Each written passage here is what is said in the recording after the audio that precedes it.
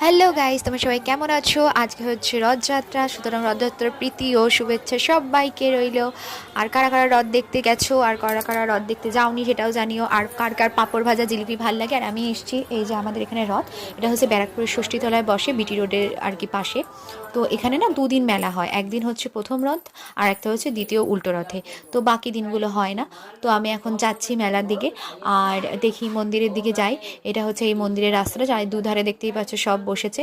তো চলো ঠাকুরের সামনেটা আমরা যাই, গিয়ে দেখি ঠাকুরের ওখানটা, এই যে মন্দিরটা সামনে, এই যে এগিয়ে গিয়ে চলো। চলো এই দেখো ঠাকুর বাইরে বেরিয়ে এসছে রথে চলে, চলো এবার রথের দড়িটা টেনে ফেলি। আর সামনে তো শিগগিরই চলো, নইলে দেখা যাবে না। এই দেখো রথে মানে সে জগন্নাথ দেব, বলরাম আর সুভদ্রা একসঙ্গে তিনজনকে কি অপূর্ব লাগছে দেখো। এটাই হচ্ছে এখানকার রথে। আর এটা কোনোদিন আমি দেখতে পাই না, আমার লাইফে ফার্স্ট টাইম আমি এরকম রথ ধরতে পেরেছি, রথের দড়ি ধরতে পেরেছি আর কি।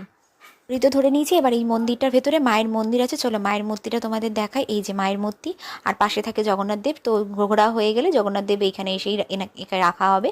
তো আজকে আমরা যাই হোক ঠাকুরের কৃপায়, অশেষ কৃপায় আমরা আজ ধরতে পেরেছি। আর এই যে এখন যাব, এখান দিয়ে বাড়ি যাব। চলো এই যে বাড়ি চলে এসেছি। তিনটে ইয়ারিং, ওই যে একটা ইয়েলো কালারে দেখতে পাচ্ছ, ওটা গোপালের গোপুর আর কি বসার আর কি জিনিস কিনেছি। আর দুটো গোপুর জামা রেড, একটা হচ্ছে পিঙ্ক। আর কিনেছি জিলিপি আর পাঁপড় ভাজা খেয়ে এসেছি আমরা আজকে। আর কিনেছি হচ্ছে একটা মাটির আর কি জিনিস নিতে হয় মেলা থেকে। তো এই যে মাটির পাখি কিনেছি।